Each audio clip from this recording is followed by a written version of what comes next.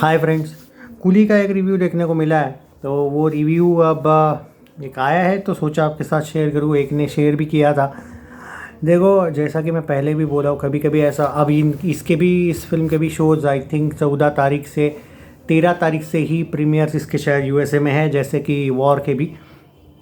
Review में क्या लिखा है वो मैं बता रहा हूँ आपको। जो भी एक दो रिव्यूज़ देखने को मिले, सीबीएफसी स्क्रीनिंग तो इसका आई थिंक सीबीएफसी स्क्रीनिंग से भी ज़्यादा मैं कहूँगा जो तमिलनाडु में, चेन्नई में आई थिंक जो इन लोगों ने एक स्क्रीनिंग की थी, उसी का ये रिव्यू है। और तमिल में आया था वो रिव्यू, मतलब तमिल में इन द सेंस जो हिंदी डब में नहीं करी गई है, वो जो स्क्रीनिंग हुई थी वो तमिल में हुई थी।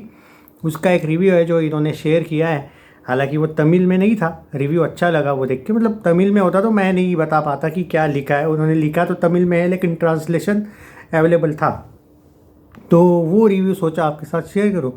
दोस्तों, इस फिल्म में सबसे ज़्यादा अगर कोई मतलब जनरली स्टोरी वाइज बोला जाए तो इस फिल्म में नो डाउट सरप्राइजेस है। सबसे इम्पोर्टेंट बात इस फिल्म में ये है कि जो रजनीकांत का जो कैरेक्टर है वो एक मिस्टीरियस कैरेक्टर है और वो आपको सरप्राइज़ कर देगा, ऐसा कहा गया है।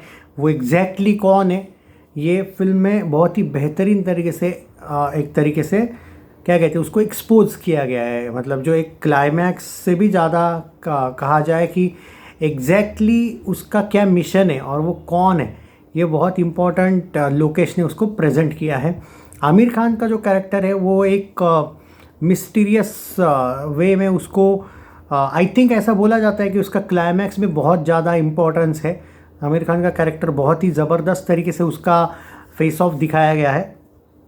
और सत्यराज का जो कैरेक्टर है और श्रुति हसन जो है, स्पेशली श्रुति हसन को इन लोगों ने मेंशन किया है कि जिस तरीके से उस फिल्म में उसको इम्पोर्टेंस दिया गया है। ऑलमोस्ट अगर आप देखा जाए जनरली तो पूरा का पूरा मतलब जितने भी मेल कैरेक्टर्स ही आप ओवरऑल देखने को मिलते हैं, लेकिन एक ही फीमेल कैरेक्टर आपको हाई लेवल पे ट्रेलर में वगैरह भी देखने को मिला था, वो था श्रुति हसन का।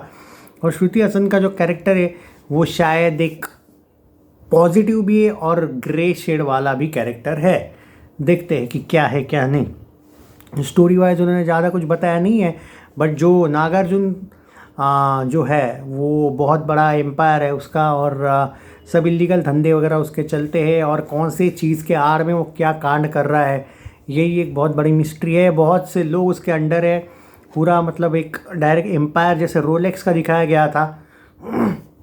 क्या एलसीयू से ये फिल्म कनेक्टेड है या नहीं, उन्होंने अभी तक कुछ भी उस रिव्यू में नहीं बताया। ऑब्वियसली वो बताएंगे भी नहीं, अगर होगा भी तो भी नो डाउट। और इन्होंने कहा है कि लोकेश की जो पिछली फिल्में थी जैसे लियो वगैरह, इवन विक्रम जो थी उसको उन्होंने रेट किया है। ऑब्वियसली उन्होंने कहा है कि लोकेश की भले ही लियो ज़बरदस्त कलेक्शन कराई गई थी या फिर करा था उसने, बट ओवरऑल उसका जो स्क्रीन प्ले था उसकी तुलना में ये बहुत आगे वाली फिल्म है। इन्होंने यहाँ पे एलसीयू को लेके कुछ नहीं कहा है, लेकिन सिर्फ कंपैरिजन वाइज बोला गया है। और रजनीकांत जी का जो कैरेक्टर आई थिंक इन्होंने जिस तरीके से उन्होंने कहा है कि उपेंद्र एंड बाकी लोग भी बहुत ज़बरदस्त तरीके से, एंड देयर आर 2 से 3 ऐसा बोला जाता है कि सरप्राइजेस है जिनको ट्रेलर में भी नहीं दिखाया गया था, ऐसे कैरेक्टर्स भी फिल्म में है। अब वो एलसीयू कैरेक्टर्स है या कौन से है वो नहीं पता। ट्रेलर जिस तरीके से इन्होंने कहा है कि ट्रेलर बहुत अच्छा कट किया गया था, इसीलिए ये फिल्म का एक्सपीरियंस लोगों को, क्योंकि इनका ये भी कहना है कि ट्रेलर में ऐसा कुछ भी नहीं लगा, मतलब जो फिल्म देखने के बाद बहुत सी ऐसी चीज़ें थी जो ट्रेलर में दिखाई ही नहीं गई थी, जहाँ पे आपकी सोच भी नहीं पहुँच सकती है। इतना कड़क डायरेक्शन है लोकेश का। अनिरुद्ध का म्यूज़िक इसमें 4 चांद लगा देता है। मोनिका सॉन्ग भाई, और जो डांस है पूजा को भाई उन्होंने पीछे छोड़ दिया है भाई, क्योंकि भाई इनका ये कहना है कि ये फिल्म जब थिएटर में देखोगे जो आपको एक्सपीरियंस मिलेगा वो फैंटास्टिक है। 2 रिव्यूज़ थे जिन्होंने 5 में से 4 रेटिंग दिए हैं, तो मुझे लगा भाई मैं आपके साथ शेयर करूँ। आज वॉर 2 का भी एक रिव्यू आया है, अगर आपने नहीं देखा तो वो ज़रूर देखिए, वो भी ऑफिशियल रिव्यू है। मैंने चेक किया, मुझे पहले लगा था, देखो दोनों भी फिल्मों के लेके मैंने, अब ये जो कूली का रिव्यू वो भी 11 बजे सुबह आया था, इसको मैंने क्रॉस चेक किया। वॉर 2 का भी रिव्यू ऑलमोस्ट 8-9 बजे के करीब आया था सुबह, तो मैंने उनको मतलब सच में कंफर्म वो हुआ था या नहीं वो भी चेक किया था। वायर स्टूडियो में सच में उनकी स्क्रीनिंग हुई थी और चेन्नई में इस फिल्म की स्क्रीनिंग हुई थी। आई थिंक रजनीकांत सर वहाँ पे प्रेजेंट है स्क्रीनिंग में, ऐसा कुछ है। तो भाई ये है भाई रियलिटी, मतलब जो भी रिव्यूज़ आए हैं।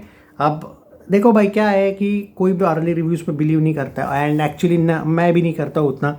पर क्या है कि अब अगर आए हैं और कुछ लोगों ने सच में अब शेयर करना शुरू कर दिया है रिव्यूज़, तो मुझे लगा भाई हम क्यों पीछे रहे। एंड बाय द वे इस फिल्म में इसके सॉन्ग्स जो है, पावर हाउस का जो म्यूज़िक है, बीजीएम है, फिल्म में बहुत जगह पे है। और ऑलमोस्ट कुली सबसे इम्पोर्टेंट सबसे बढ़िया सॉन्ग तो वही है, पूजा वाला मोनिका। वो बहुत ज़बरदस्त थिएटर्स में फील देता है। आई थिंक वो शुरुआत में है, मे बी, पता नहीं भाई, उसको लेके उन्होंने एग्जैक्टली नहीं कहा है कहाँ है क्या नहीं है। बट ओवरऑल जो उनका अड्डा दिखाया है वहीं पे वो सॉन्ग दिखाया गया है। रही बात रजनीकांत का कोई पास्ट है, उसका कोई फैमिली का, उसका क्या है, कौन से कैरेक्टर से वो सच में कनेक्टेड है, या फिर ये स्टैंड अलोन फिल्म है, जैसा कि लोकेश ने एक इंटरव्यू में कहा था कि it's not connected with LCU.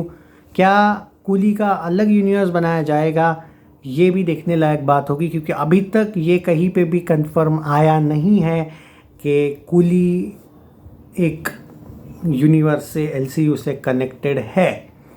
और हाँ, पर ट्रेलर देखने के बाद भी इन लोगों ने ऐसी कोई क्लू दिया नहीं है जिससे ऐसा लगता है, जितना मैंने ट्रेलर देखा था, बाय द वे पर्सनल बोल रहा हूँ मैं, कि एलसीयू से कनेक्टेड। हाँ, कुछ ऐसे सिम्बॉल्स वगैरह वाला लग रहा था, पर ऐसा कब बता नहीं सकते, क्योंकि पर्टिकुलरली मुझसे पूछोगे मुझे नहीं पता, मतलब ये सही होगा मेरा प्रेडिक्शन या नहीं। मुझे लगता है एलसीयू से इसका कुछ लेना देना नहीं है, मेरा पर्सनल ओपिनियन है। हो सकता है हो भी, क्योंकि अब ट्रेलर में सब कुछ नहीं दिखा देते। हर कोई रोहित शेट्टी नहीं होता है कि फिल्म में पैसे खर्च करने की ज़रूरत ही नहीं है, ट्रेलर में ही फिल्म देख लो, ऐसा नहीं होता है। तो देखते हैं भाई। I hope for the best. And by the way अगर परफॉर्मेंसेस की बात करें तो रजनीकांत, आमिर खान, श्रुति हसन, सबसे ज़्यादा सत्यराज को भी लेके उन्होंने कहा है, बट सबसे ज़्यादा अगर बात करें दोस्तों तो रजनीकांत का स्वैग और उनकी परफॉर्मेंस बहुत ही ज़बरदस्त है। ओवरऑल इस फिल्म की जो स्टार कास्ट है वो बहुत ही अच्छी है, और हर एक ने बहुत ही अच्छा रोल किया है। डायरेक्शन इस फिल्म की आखिर सबसे बड़ी ताकत है। इसकी स्टोरी टेलिंग जो है वो काफ़ी बेहतरीन है, और जो कैरेक्टर डेवलपमेंट है, हर एक कैरेक्टर को बड़ा अच्छी तरीके से टाइम दिया गया है।